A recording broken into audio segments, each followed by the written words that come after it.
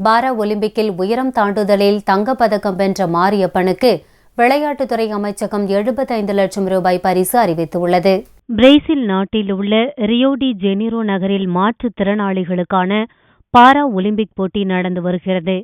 இதில் 162 நாடுகளைச் சேர்ந்த வீரர் வீராங்கனைகள் பங்கேற்றுள்ளனர். இந்தியா சார்பில் 19 பேர் கலந்து கொண்டுள்ளனர். இதில் உயரம் தாண்டும் போட்டியில் இந்திய வீரர் மாரியப்பன் தங்கவேலு 1.89 மீட்டர் உயரம் தாண்டி தங்கப்பதக்கத்தை வென்றார். ரியோ பாரா ஒலிம்பிக்கில் இந்தியா பெறும் முதல் பதக்கம் இது. இவர் தமிழகத்தில் உள்ள சேலத்தைச் சேர்ந்தவர் என்பது குறிப்பிடத்தக்கது. அதேபோல் மற்றொரு இந்திய வீரரான வருண் சிங் பாடி உயரம் தாண்டுதலில் வெண்கலம் வென்று அசத்தினார்.